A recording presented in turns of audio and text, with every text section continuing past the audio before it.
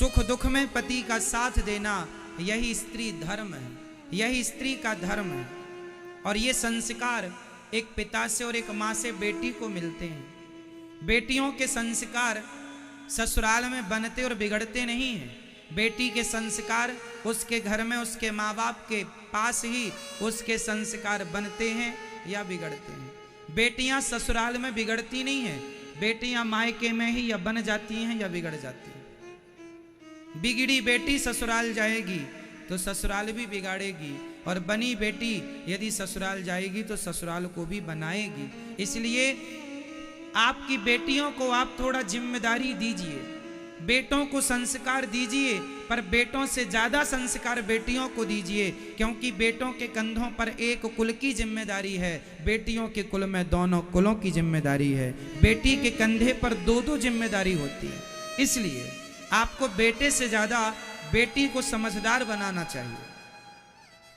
बेटा समझदार हो, पर बेटी से डबल समझदार बेटी का होना आवश्यक। घर में यदि मर्द बुरा है पर स्त्री अच्छी है तो भी गृहस्थी चल जाती है, पर मर्द अच्छा है स्त्री बुरी है तो गृहस्थी नहीं चलती। मर्द बुरा है, पुरुष किसी का बुरा है तो बुरे पुरुष के संग गृहस्थी स्त्री निभा लेती है, लेकिन स्त्री बुरी हो तो उस बुरी स्त्री के साथ बहुत कम केस में वो गृहस्थी चलती है।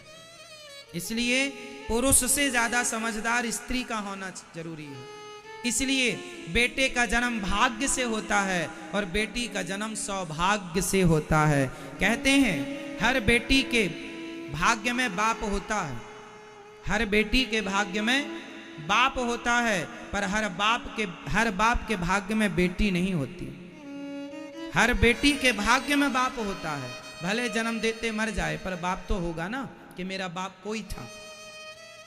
हर बेटी के भाग्य में बाप होता है, पर हर बाप के भाग्य में बेटी नहीं होती। बेटी किस्मत वालों को मिलती है। इसलिए बेटा एक भाग्य से होता है और बेटी सौभाग्य। सौभाग्य मीन्स 100, भाग्य जब प्लस हो जाते हैं तब बेटी का जन्म होता है। इसलिए बेटे से ज्यादा बेटी का श्रेष्ठ स्थान है। इसलिए हमारे यहाँ बेटे का नाम बाद में है, बेटी का नाम पहले। राम जी का नाम बाद में लिया जाता है, सीता का नाम पहले। सीता राम, सीता राम सीता कोई नहीं कहता, सीता राम सब कहते, क्योंकि सीता लेडी फर्स्ट। क्योंकि फर्स्ट मीन्स ये नहीं कि केवल कहने में फर्स्ट ना, स्थान भी फर्स्ट है। हमारे सनातन धर्म में जितना सम्मान एक स्त्री का है उतना सम्मान किसी का नहीं है।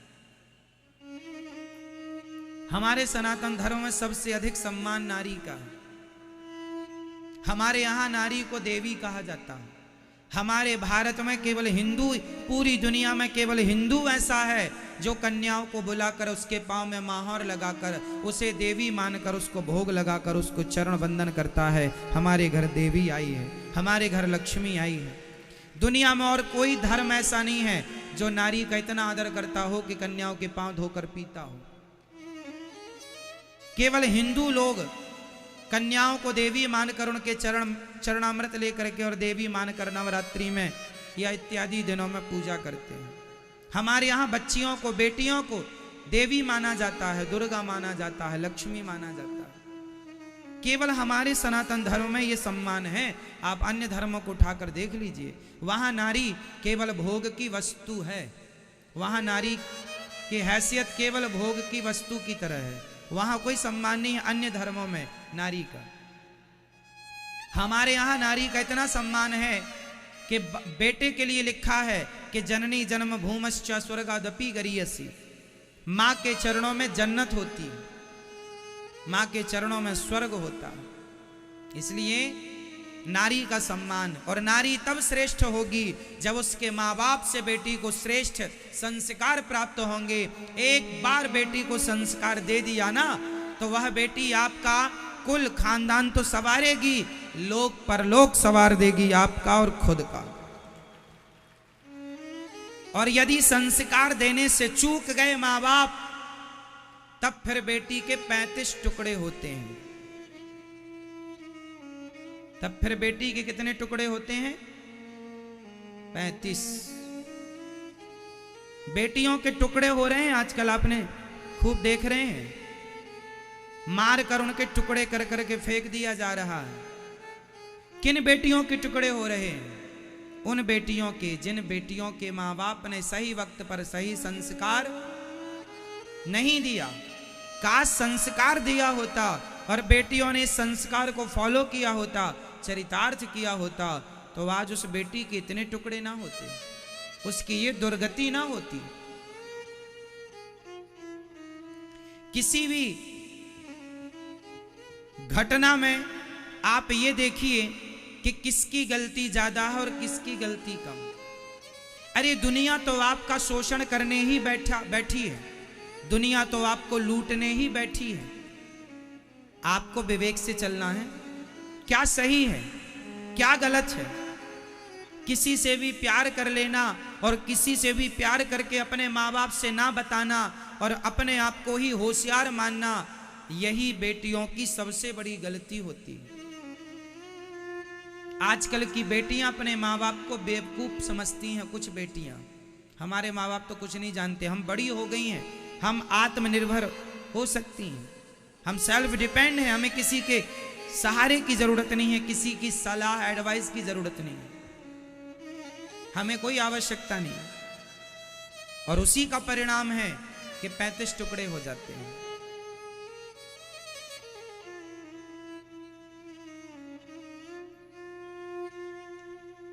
हमारे शास्त्र कहते हैं, बड़े बुजुर्ग कहते हैं कि शादी विवाह वहां करो जहां मां बाप कहते हैं।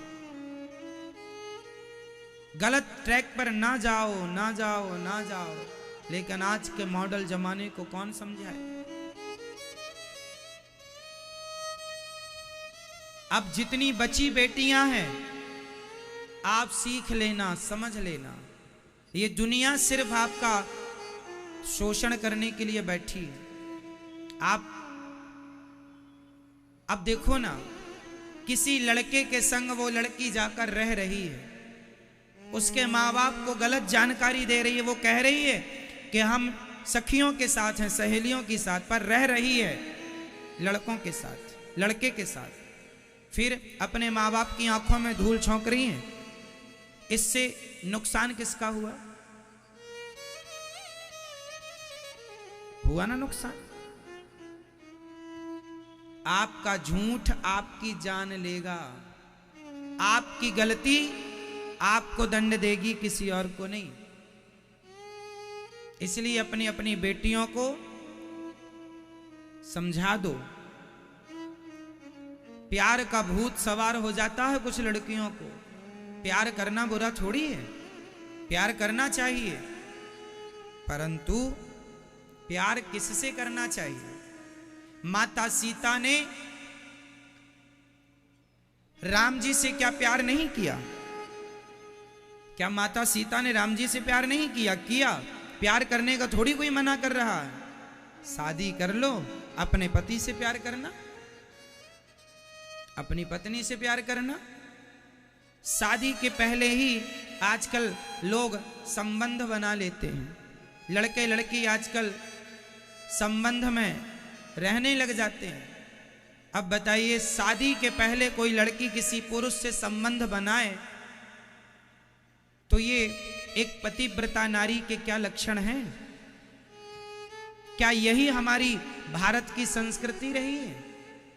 क्या ये हमारा संस्कार है? ये संस्कार हमारे नहीं रहे।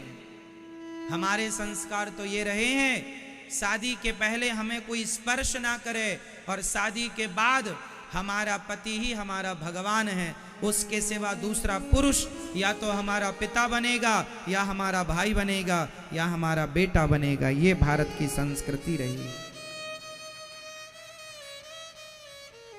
ये संस्कार हर माँ बाप को अपनी बेटी को देना चाहिए। यदि दे दिया ये संस्कार, तब तो आपने अपनी बेटी को सब कुछ दे दिया।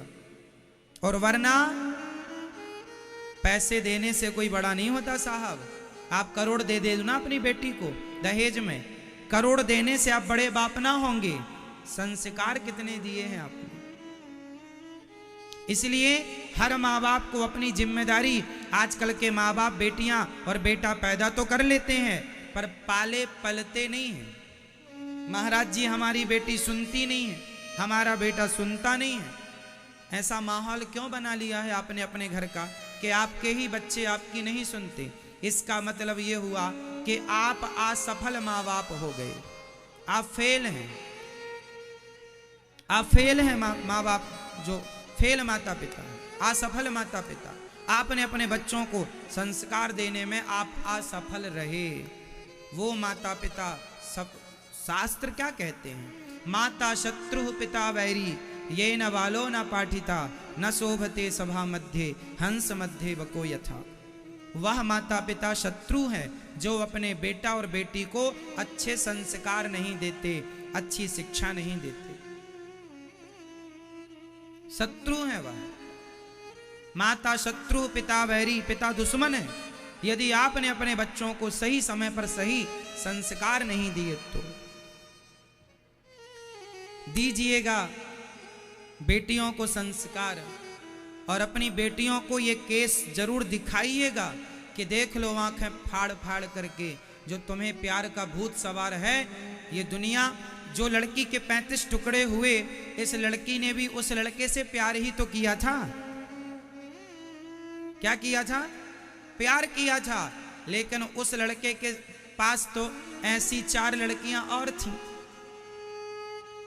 उसके पास तो ऐसी 4 और थीं, तो उसने काट दिया। जिसे तुम प्यार कहती हो मेरी बेटी हो, मेरी बहनों, प्यार नहीं है, वो वासना है, वासना। कब समझोगी इतनी सी बात? सामने वाला तुमसे प्यार नहीं करता, केवल अपनी शरीर की भूख आपके द्वारा आपसे मिटाना चाहता है। आप केवल उसका शिकार हैं। आपका वो शोषण तब तक करेगा जब तक उसका जी नहीं भर जाएगा, और जी भरने के बाद उसने भी उस लड़की का खूब शोषण किया, जी भर गया, पेट भर गया तो 35 टुकड़े कर दिए। यही तो हो रहा, भर गया जी। अब उसने बनाया होगा दबाव कि हमसे शादी करो, अब जब तुमने हमारे शरीर का शोषण किया शादी करो। इसने शादी से मना किया, उसने जिद की तो इसने उसको मार दिया। ये हो रहा है। अब पता नहीं ये बहन बेटियां जरा सी बात को कितनी देर में कब समझेंगी। नहीं समझोगी तो कहीं तुम्हारी भी ये दुर्गति ना हो।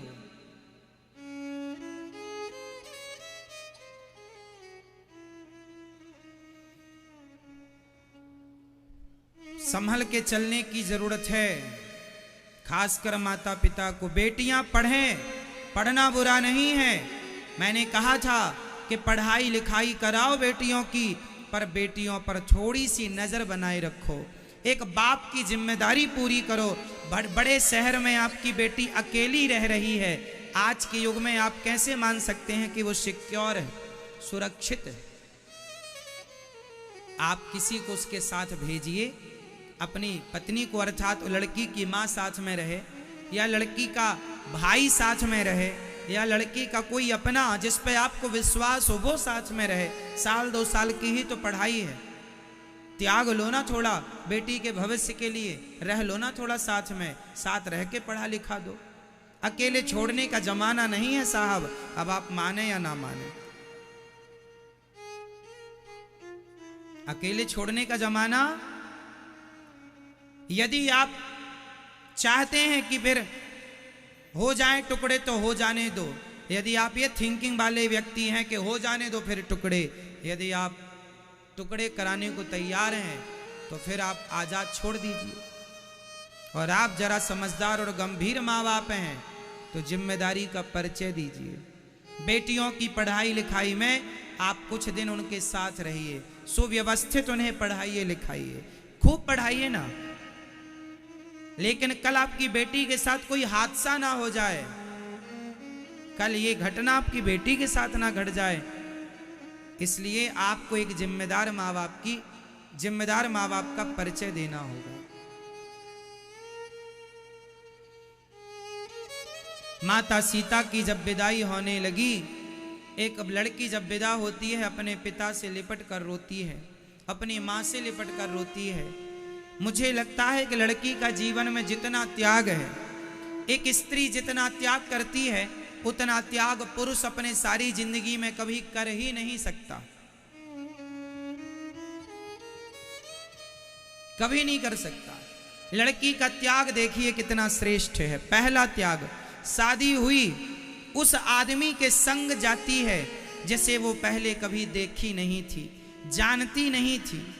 उस पुरुष के संग वो उसकी पत्नी बनकर चलती है। किसे छोड़कर? उस माँ को जिसकी गोद में पली बढ़ी है, उस पिता को जिसकी उंगली पकड़कर चलना सीखा है, उस भाई को जिस भाई के संग खाती थी, जिस भाई के संग खेलती थी, उस बहन को जो संग में संग चलती थी, सुख दुख की साथी थी, उस आंगन को जिस आंगन में ना जाने कितनी बार चलने के लिए खड़ी हुई और जिस आंगन में गिरी और जिस आंगन की माटी को खोद खोद कर खाया, आज वो आंगन, आज वो पिता, आज वो माँ, आज वो भाई, वो बहन, सबको छोड़कर एक लड़की अपने उस पति के संग जिंदगी गुजारने चलती है जिसे वो अभी तक जानती ही नहीं, जिसे नहीं जानती उसके साथ जा रही है, उन्हें छोड़कर जिन्हें वो जन्म से जानती थी। एक पति के लिए नारी कितना त्याग करती है, अपनी माँ का, पिता का, भाई का, बहन का। इतना ही नहीं, अपने नाम का बलिदान देती है। एक लड़की का नाम मायके में कुछ था पर ससुराल में जाकर उसका नाम चेंज हो जाता है। नाम ही नहीं, सरनेम भी चेंज हो जाता है। यदि वो चाहे तो सरनेम, नाम चेंज कर ले, वरना सरनेम तो चेंज, जाति चेंज हो जाती है। यदि लड़की मायके में फलानी जाति की थी तो ससुराल में उसका नाम बदल जाएगा, गोत्र बदल जाएगा, उसकी जाति बदल जाएगी।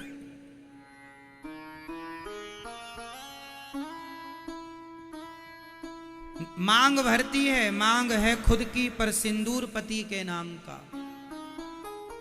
हाथ उसका है पर चूड़ी पति के नाम की, हाथ उसका है पर लाली मेहंदी की पति के नाम की। इतना त्याग तो सन्यासी भी शायद करता हो। इसलिए जब ससुराल पहली बार जब बहू आए तो ससुराल के लोगों से मेरी प्रार्थना है, सास ससुर देवर पति जेठानी इत्यादि सबसे मेरी प्रार्थना है, वो जो लड़की है ना, वो किसी की बेटी है, आपके घर आई है बहू बनकर, तो उसे भी बहू बाद में मानना, बेटी मानकर पहले उसका स्वागत करना चाहिए, सम्मान करना। मेरी बेटी है ये। यदि हर ससुराल के लोग अर्थात माता सास ससुर यदि अपनी बहू को बेटी मानकर रखें और बहू भी अपनी सास ससुर को अपने माँ बाप मानकर रहें, तो अपने आप आपका घर स्वर्ग हो जाएगा। आपके घर में संसार का सारा सुख और सुकून और शांति होगी।